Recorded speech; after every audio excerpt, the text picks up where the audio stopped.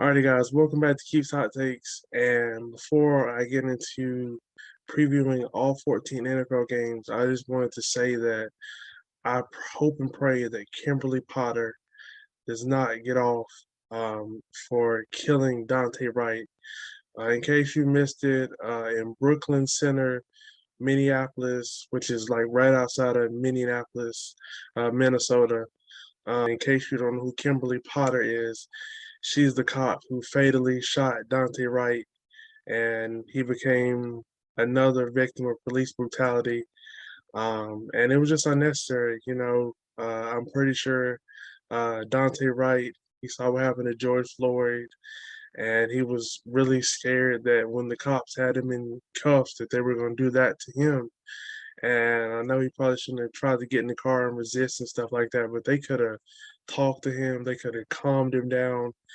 She didn't have to go for a weapon, and her the the other cop on the scene had Dante Wright, and then for whatever reason, like when she put her hand on his back, that kind of made him nervous, and then he started freaking out and stuff like that, and then that's when she gave that bogus excuse that she uh, accidentally mistook her gun for her taser, and that's just not realistic. I mean, when she's been on the force for 25 years, a taser is light compared to a gun.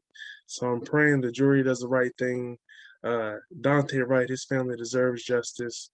And Kimberly Potter should do some time for this. And we can't have cops thinking that they can, just make up excuses like, "Oh, I mistook my gun for my taser." We can't have them out here doing stuff like that. So I'm praying that the jury does the right thing here, and I'm gonna be watching this trial closely. Alrighty, guys. So let's go ahead and shift to the NFL now. So the teams that are on their bye week this week are the Colts. Uh, they're trying to fight for one of those last wildcard spots. It's going to be really tough because we have 12 teams in the AFC that are at least 500. That just goes to show you how competitive it is in the AFC. So they'll have some work to do when they come off their bye. They have a big one against the Patriots when they come off their bye. So we'll see how that plays out next week.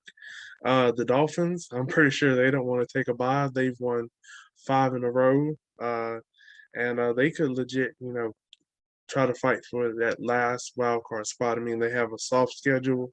They're going to need some breaks to go their way and things around since that really porous 1-7 start. It looked like that quit on Brian Flores. So we just have to wait and see.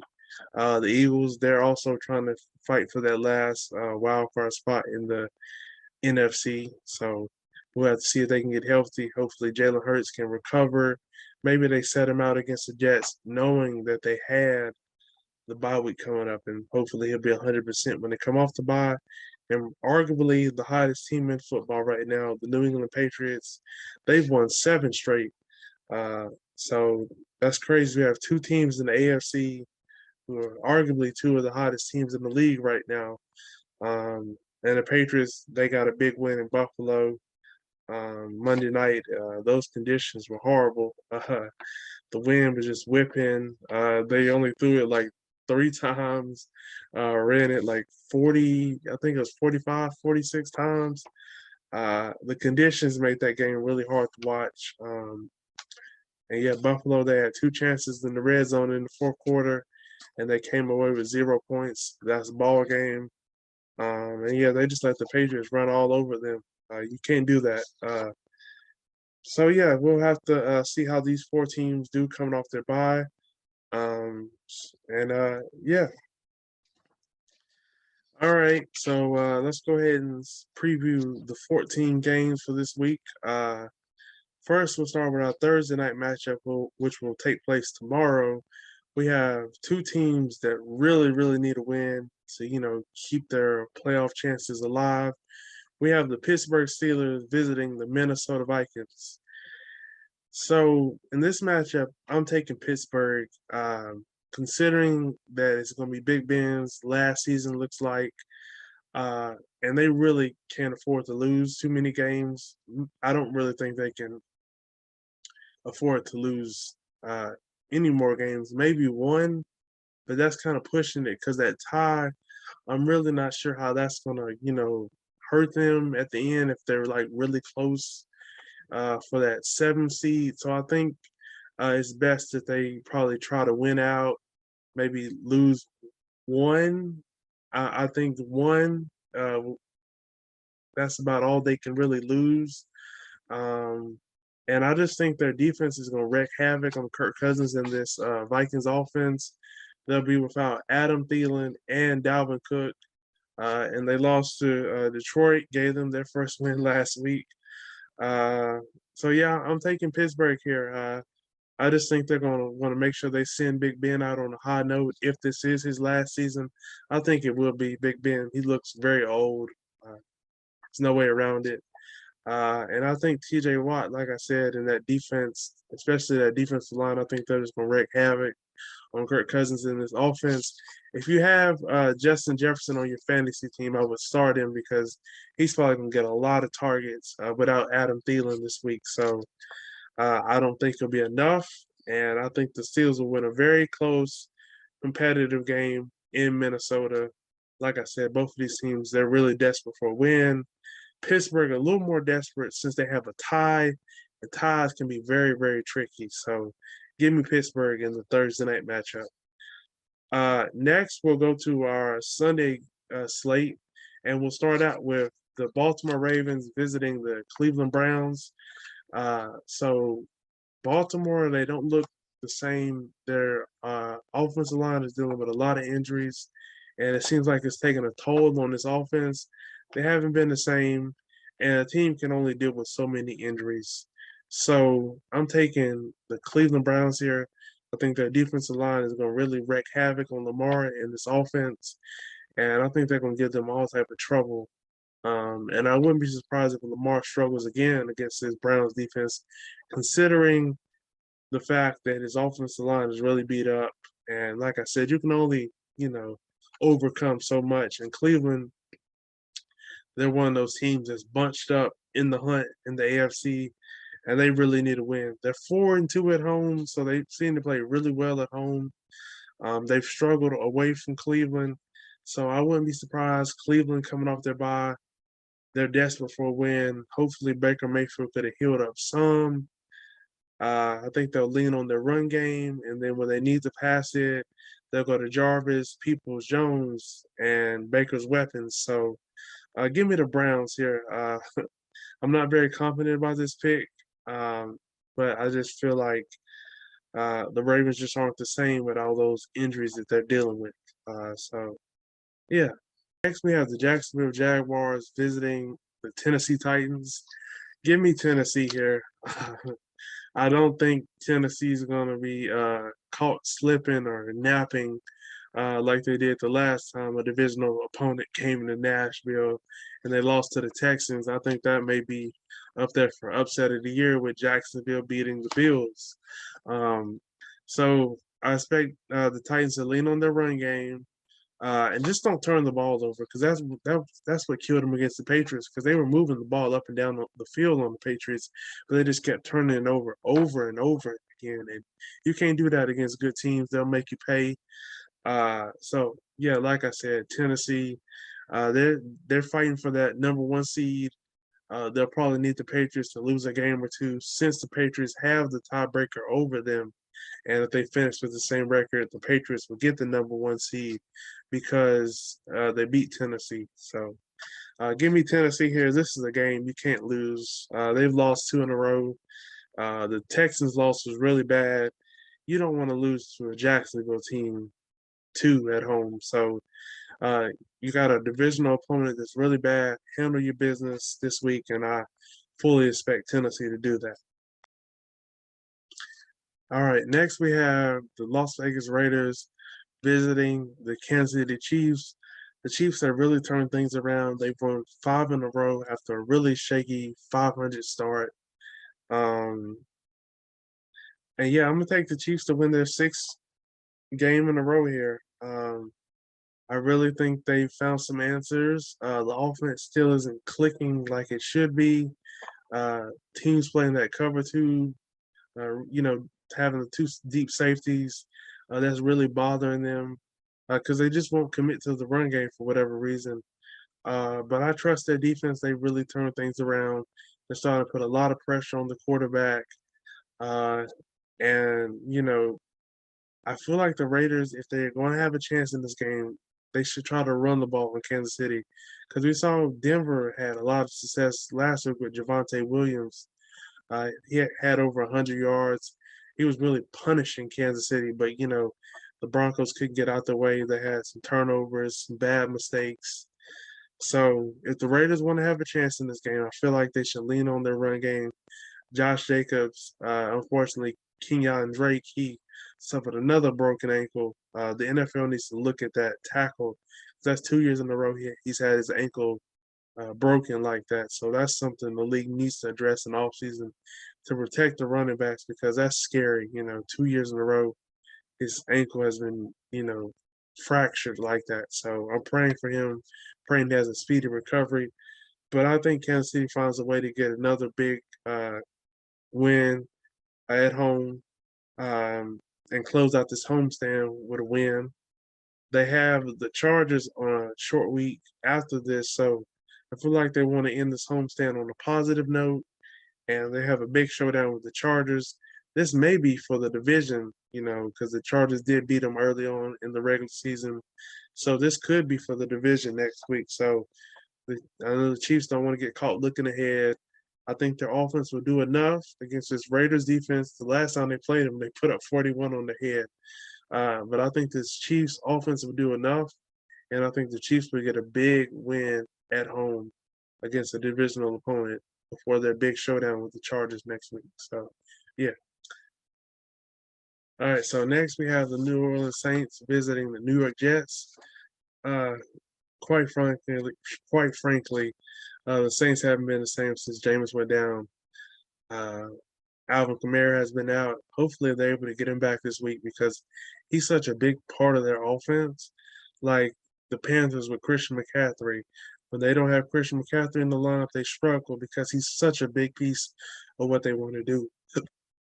Excuse me, but I just don't see them losing to the Jets. I just expect them to find a way to win this game on the road. I don't know how. Their defense is still the truth, but their offense hasn't been able to sustain drives. They've turned it over a little too much. But I just feel like the Saints are going to find a way to end this losing streak. I just can't see Sean Payton losing 6 in a row. And they're technically not out of the wild card, but they're going to need a lot of help. Since they've lost so many in a row. So I got the Saints winning on the road, getting a big time win, snapping their losing streak. So yeah, to the game that I've been dying to talk about, the Dallas Cowboys visiting the Washington football team. So we know what happened last year. Washington swept the Cowboys for the first time in a long time. And I just know the Cowboys, they have a bad taste in their mouth, hopefully. Antonio Gibson, they have to shut him down. Don't let him get going. He dominated them last year. And in a second, I'm going to show you a run he had against the Cowboys last year. And also, I'm going to show you a hit that the Washington football team had on Andy Dalton. And I did not like how our team, they got pumped, basically, because nobody got in the defender's face. They just let it slide. Andy Dalton was knocked unconscious. He had a concussion. And you can't let stuff like this happen, especially against your rival. He's supposed to cause havoc.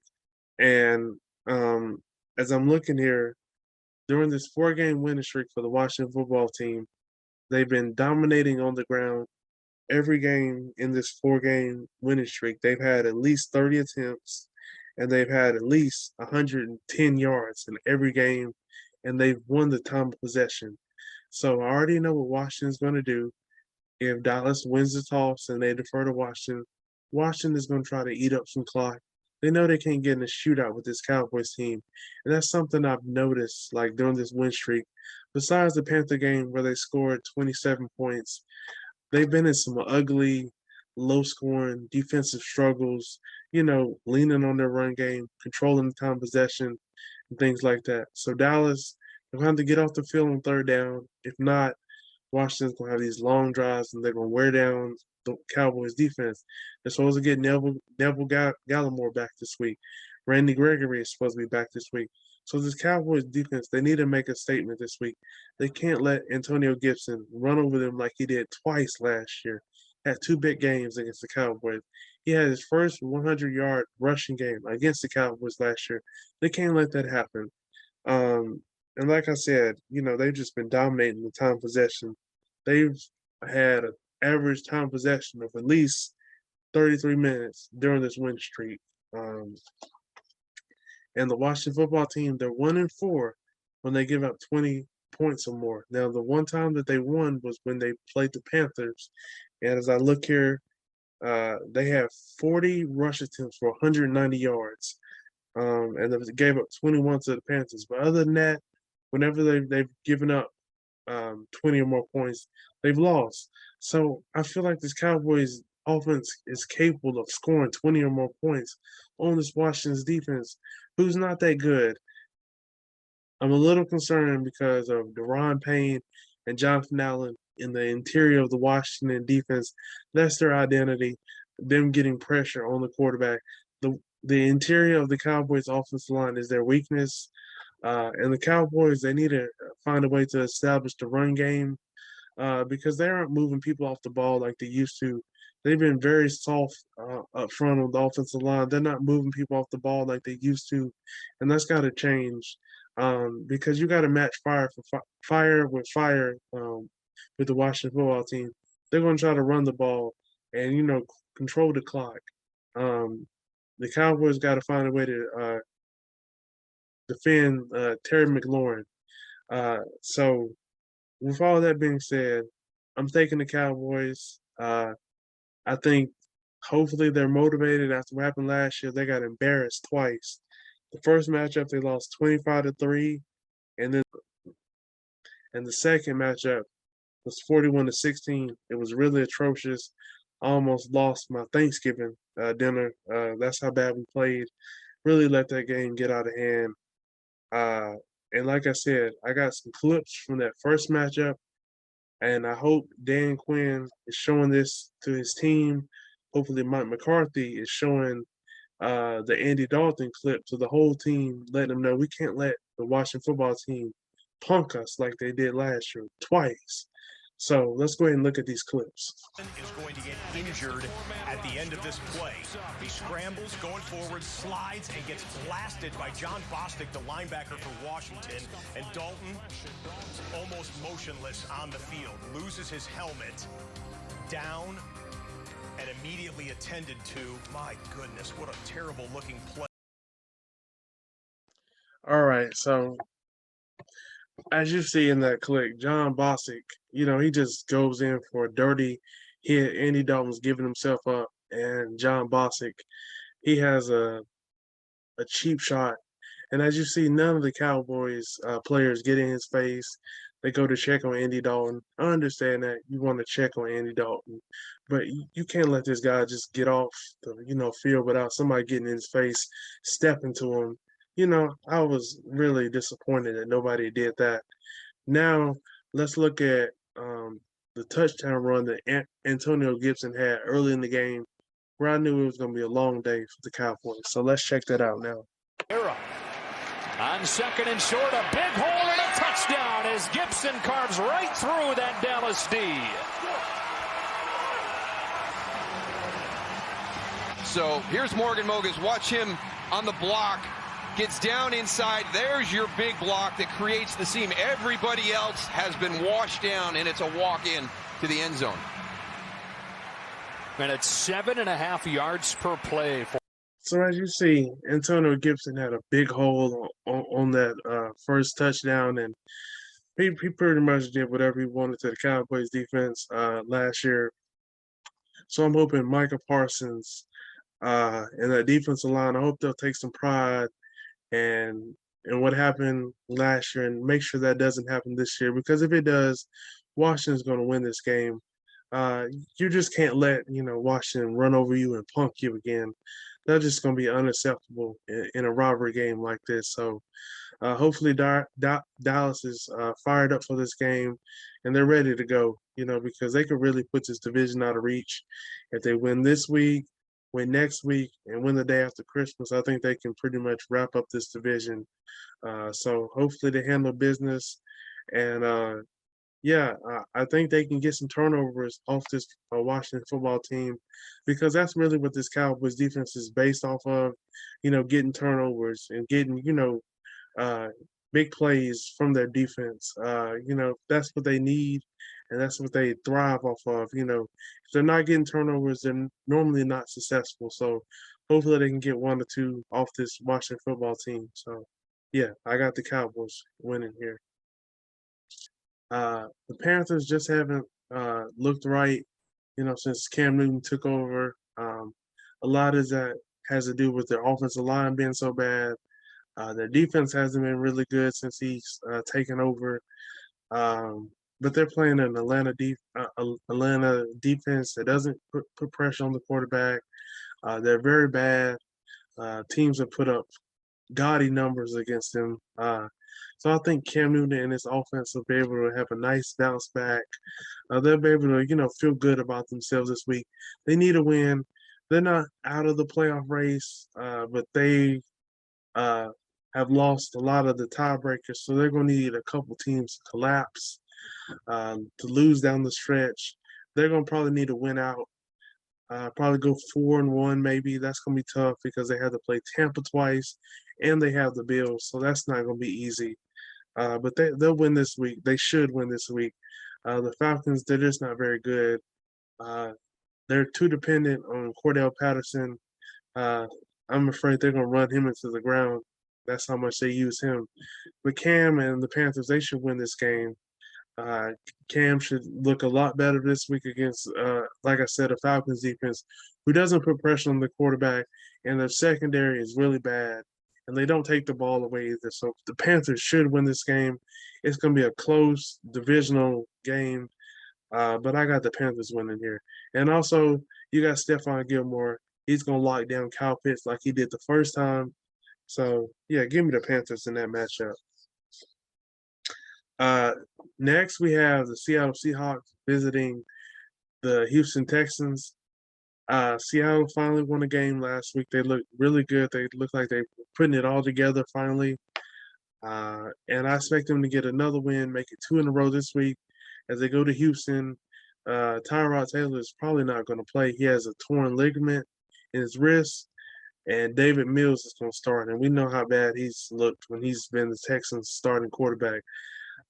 So give me Seattle here. They're, like I said, they're not totally out of the wild card race, but they're going to need, some things to go their way. They're going to need some teams to collapse like the Panthers in order for them to work their way back into the playoff picture. But you can't lose to the Texans. They're a very, very bad football team. And, yeah, Seattle, they should win their second game in a row. I think their offense is going to be a little too much for this Texans defense.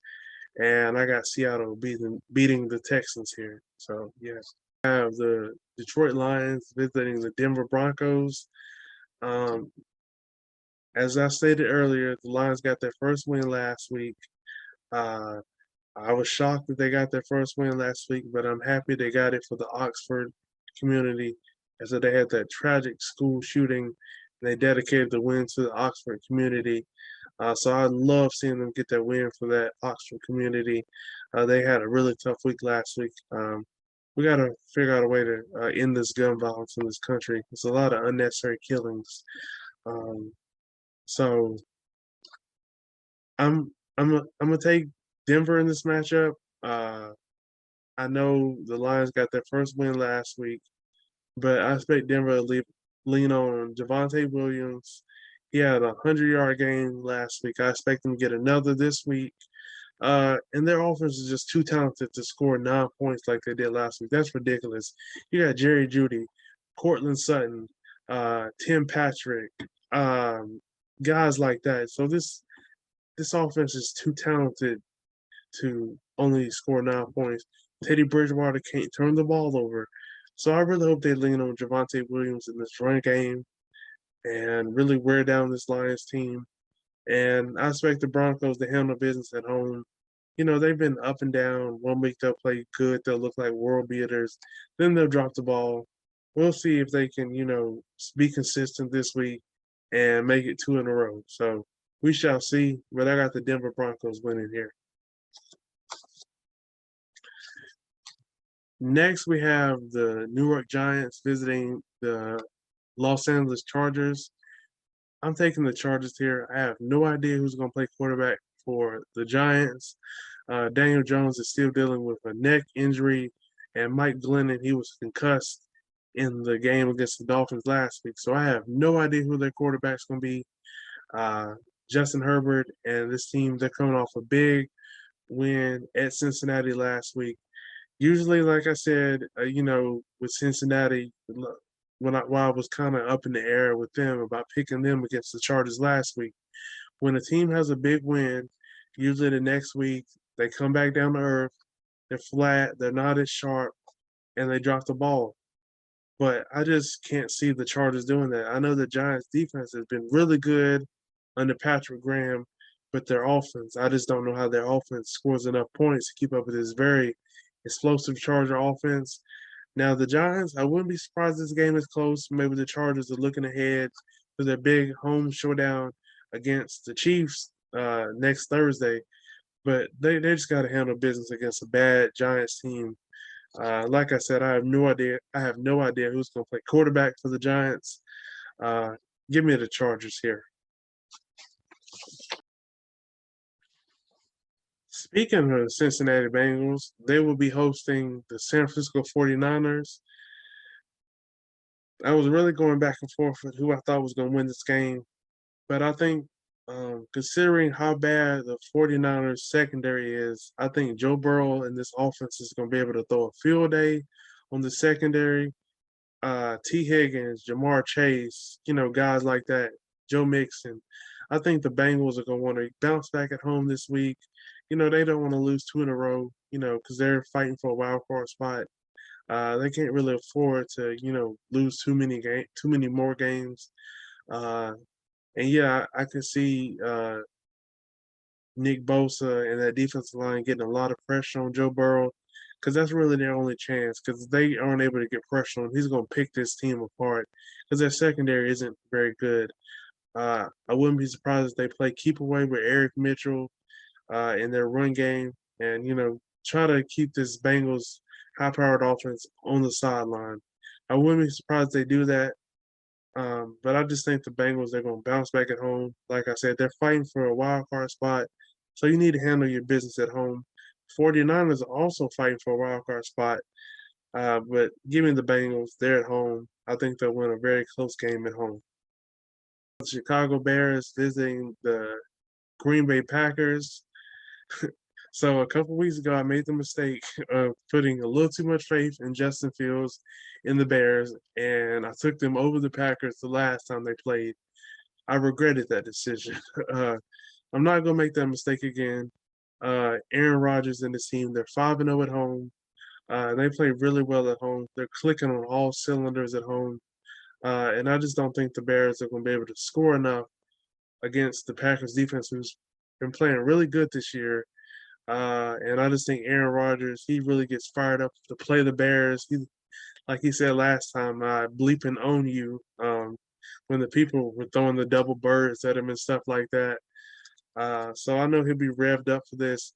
And they're also still in play for that number 1 seed. And if the Packers are able to get that number 1 seed and have everybody have to come through Green Bay potentially to get to the Super Bowl in LA, that could be huge, because you never know what the weather's going to be like in Green Bay in January and February. So if the Packers are able to somehow get that number 1 seed, that could be huge because, like I said, the weather is so unpredictable in the winter time in Green Bay. So, if you get a team like Arizona having to come up to Green Bay and play in that type of weather, that could be huge.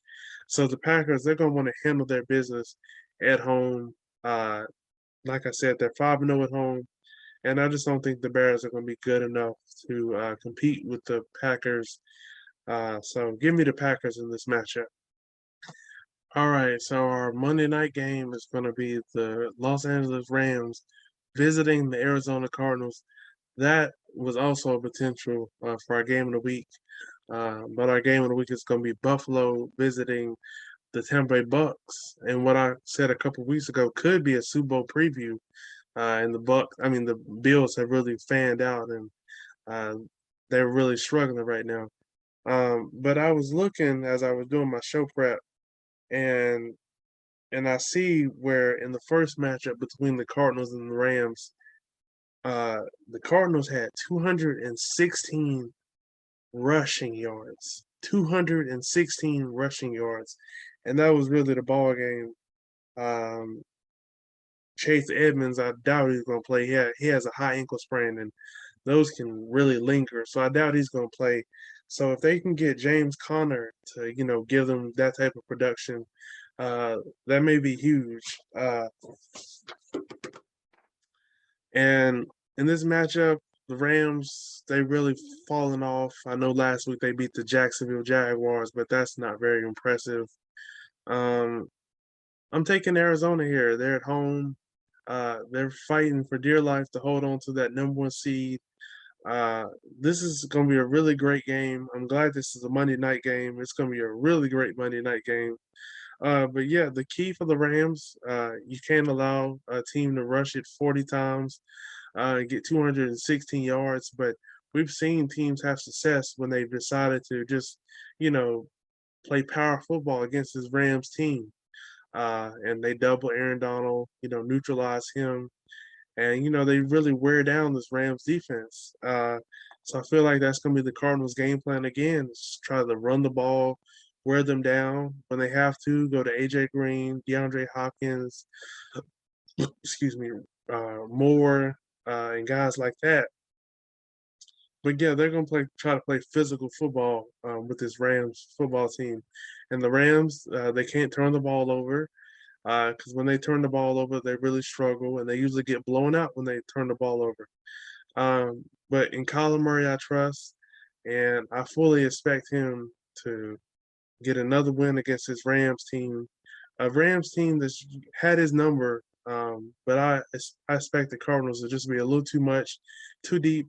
And I forgot to mention they have Zach Ertz now too, so that's just another weapon that Kyler has. So good luck stopping this Cardinals offense. But if they're going to try to stop this Cardinals offense, they're going to get pressure with Aaron Donald, Von Miller, and Leonard Floyd. Excuse me. So we have to see, but I'm rocking with the Cardinals and Kyler Murray here. Alrighty, guys, and as you see, my Zoom background this week is Raymond James Stadium, the pirate ship. Uh, uh, as you see behind me, I have the pirate ship in the background, and I expect an electric crowd Sunday when the Buffalo Bills come to town. Uh, and I got Tampa winning this game. They're also trying to fight for that number one seed. They're probably gonna need the Cardinals to lose some games down the stretch for them to have that happen. But Buffalo, something just isn't right with them right now. And Bucks are also 5-0 at home. And they've just been blowing the doors off people at home. Outside of the Dallas game, they've really been putting it on teams when they come to Tampa.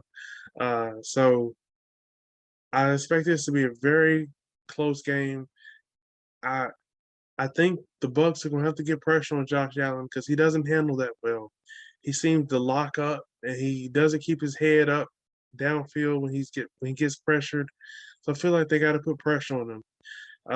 And how Buffalo does in the red zone will be huge because, like I stated, Monday night they had two chances in the fourth quarter. They were in the red zone. They missed the field goal. I blame that on the win because it went all type of ways. Uh, and then the fourth down, Josh Allen he made the wrong read. I could see this being a shootout though because both teams have firepower on offense.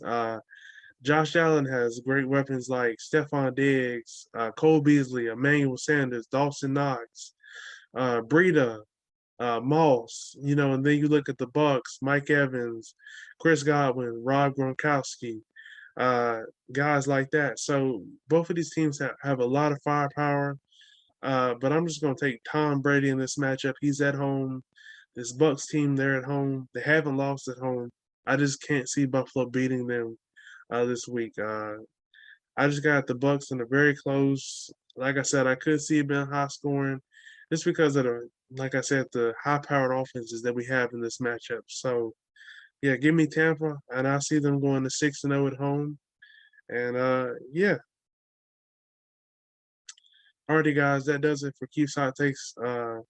And I'll be back next week with a brand new episode. Don't forget to like, comment, and subscribe if you're already not subscribed to my YouTube channel. And thank you all for your support. Peace.